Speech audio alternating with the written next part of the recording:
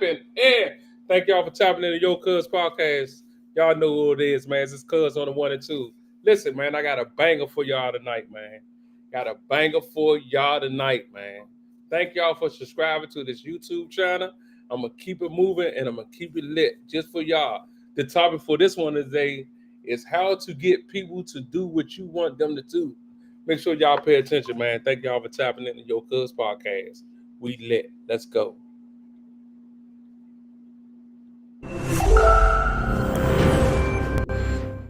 I've directed 4 films starring Will Smith. 3 of them were the first 3 Men in Black movies. And in spite of them making about $2 billion at the box office, Will Smith never really thought I had a clue. He wanted to take me to his old high school, point to me, and say, if this man can be a successful film director on big budget films, anyone can. The truth is, for all you here, if I could be a successful director on big budget films, anyone can. So I'd like to share with you 9 thoughts I have tonight that will help you in your future endeavors. And the first one's going to be a little disappointing to some of you, which is there is no upside to optimism. Okay, let me explain that. Every time I get off an airplane, I view it as a failed suicide attempt. That is where embracing pessimism comes in. You see, as soon as I buckle in, I turn to Sweetie, my wife, and I say, this plane is going to crash.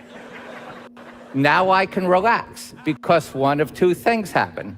Either the plane starts nosediving towards Earth, at which point I get to elbow Sweetie and gloat, was I right or what? Or the plane lands successfully and we live. Win-win. So, always under-promise and over-deliver. Okay, thank you. Okay, number 2.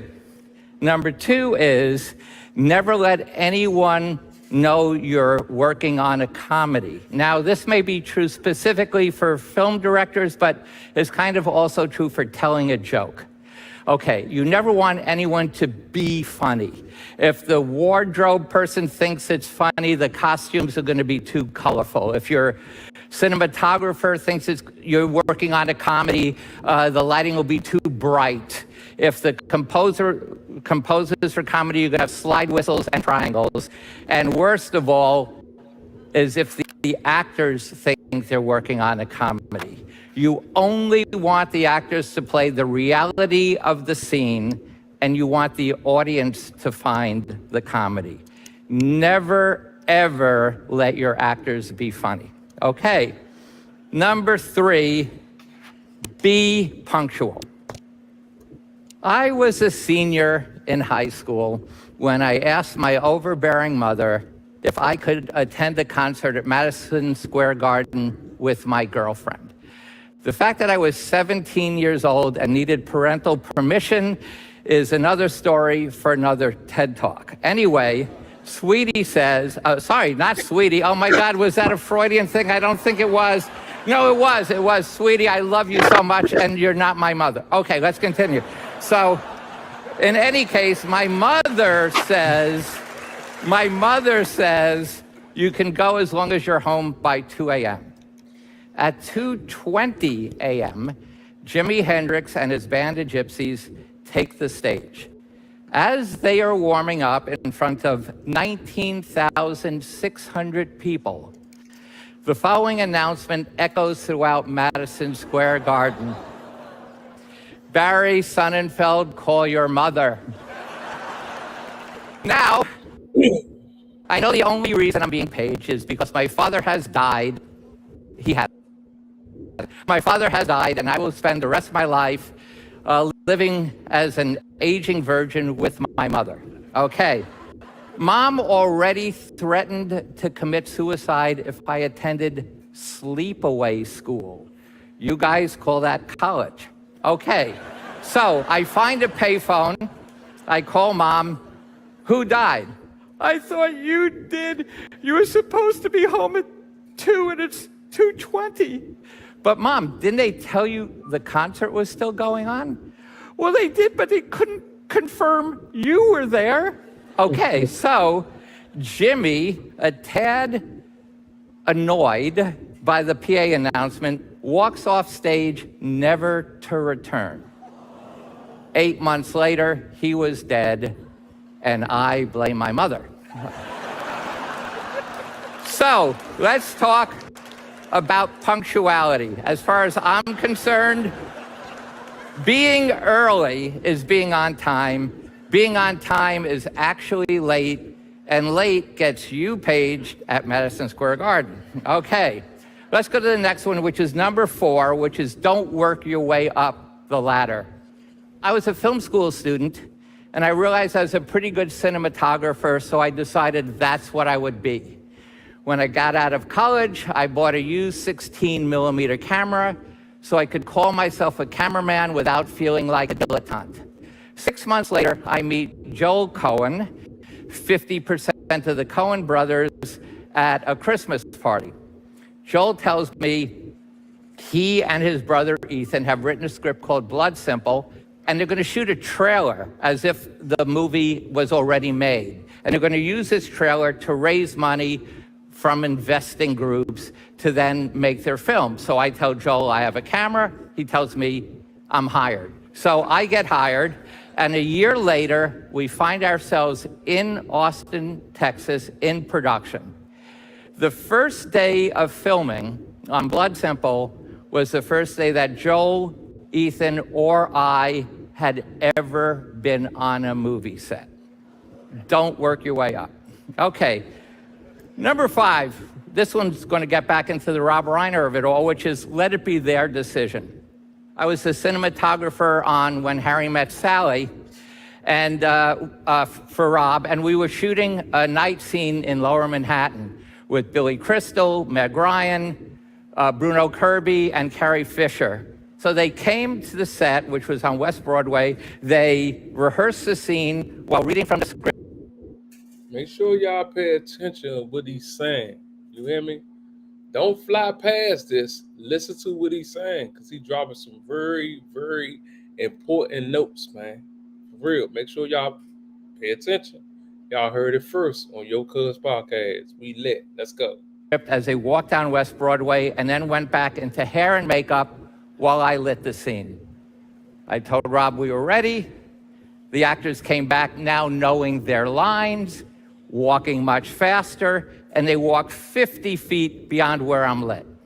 I say to Rob, can you slow down their walk so they can stop where they did during rehearsal? Rob says, you know what, Barr? I don't want them to worry about anything but performance. Can you light it so they can stop anywhere? So I say, sure, give me 14 minutes. Now here's something else you should learn. Never give estimates in round numbers. By saying 14, 11, 17, or any other arcane number, you really sound like you know what you're talking about. So I lit another 67 feet. So basically what he's saying, when you doing a business move, don't use the number that what the people want. Use a number before it or after it. It makes sense because I do that too. So yeah, it truly makes sense. Yeah, you got to do, man. Make sure y'all hit that subscribe button and make sure y'all hit that like button, man. We lit. Let's go. See where I went with that? 67 feet, told Rob we're ready, and Rob says, well, will it still look pretty, Barr? Will it still look beautiful? I said, well, it won't look as beautiful, but now they can stop wherever they want. Rob says, we don't want not beautiful, we want beautiful. Where do they have to stop where it will look beautiful? Back where they stopped during rehearsal.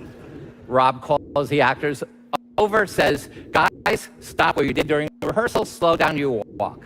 At that moment, I learned something. I let it be Rob's decision to get what I wanted. So later that night, I'm shooting Meg Ryan's close-up. Meg was great fun to work with, but she didn't always hit her mark. So tonight, with this newfound information, I said to Meg, hey, Meg, It doesn't matter where you stop, but if you land right here, you look gorgeous. She hit her mark every time. So let it be their decision. Okay, here's an easy one, number 6, which is never stand on the end of a group photo. You got two things working against you. First of all, the physics of a wide-angle lens on most cameras makes anyone on the edge of frame sort of seem wide. And second of all, you're easy to crop out of the photo. So you always want to stay in the center where the important person is. Okay, that's an easy one. He said, never be at the end of the photo, in the middle of the photo, on the other side of the photo, because you could easily be cropped out the photo and you could easily be cut out the picture. That's crazy, young. That do make sense, man. Make sure y'all pay attention, man. He lit. Number 7, which is, this is a good one. It's called Out Juvenile, a Screaming Bully. Okay.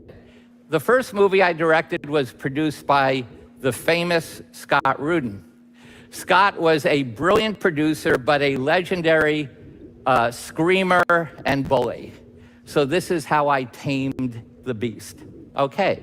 Whenever I was in Scott's office on both Addams Family and Addams Family Values, and he would scream at me, I would remove the pillows and bolsters from his couch. I would build myself a fort. I would climb into the fort, and I would say, I can't hear you. I'm in the fort. Scott would scream, get out of the goddamn fort, Sonnenfeld. I don't have a lot of time. Sorry, Scott. I'm still in the fort, and I can't hear you screaming. Did you say something? Eventually, Scott would give in, apologize. I would leave the fortress, but here's the thing. Never once over 2 movies did he invade the sanctity of the fort. Never once did he lift up a pillow and say, schmuck, there is no fort. So really go for the juvenile. Okay, we're almost done, I promise. Number 8 is be willing to kill your darlings. I was the director of Get Shorty, and the budget for Get Shorty was $30,250,000. The head of the studio, Mike Marker, said, $30 million, not a penny more. I said, okay, we'll lose the night. So listen, he telling y'all how much he been getting paid from these movies, man, TV shows that he been doing, man. And he been basically having the people to do what he want. That's the topic of the whole video is how to get people to do what you want them to do. Make sure y'all pay attention, man. Y'all heard it first, man, on the Yocuzpodcast show. We lit. Y'all already know. Scene with Gene Hackman. It takes place over 2 nights. It costs $250,000, and it doesn't move the plot forward, so it's easy to get rid of. Mike said, you can't lose that scene. It's my favorite scene in the movie. By the way, whenever you want to lose a scene, it's always some executive's favorite scene in the movie. So I said, Mike, you have no choice. We've got to come in at 30 million, and losing this scene puts us 30 million. Mike says, don't tell me I have no choice. I'm the head of the studio. What's it going to cost to put that scene back in? $250,000. You got it. Okay, that's another example, by the way, of let it be their decision. And finally, and most important, always carry a photo of how you like your steak prepared. Now, this particular photo was cut out of a Sky Mall catalog in 2005. I've had this for 20 years. So here's what you do. You order a steak. The waiter says, how would you like it prepared? And you say, what does your restaurant call this? The waiter looks at it and says, oh, that's our medium rare plus. you say, I would like a medium rare plus New York strip, please. Never, ever, ever, ever say, cook it like this, because that's giving the chef a line reading and they don't like it. In fact, Sweetie and I got kicked out of the Sage Creek Grill in Custer, South Dakota, but that's another story for another TED Talk. So in conclusion, I would say you now have 9 pieces of information that will help you become a successful film director on big budget films. Thank you very much. I'm tapping in. And y'all heard it first on Yocuzpodcast show of how to get people to do what you want them to do. You feel me? Make sure y'all pay attention to everything that drop on Yocuzpodcast show. We lit. Thank y'all for tapping in. I'll catch you on the next one. Gone.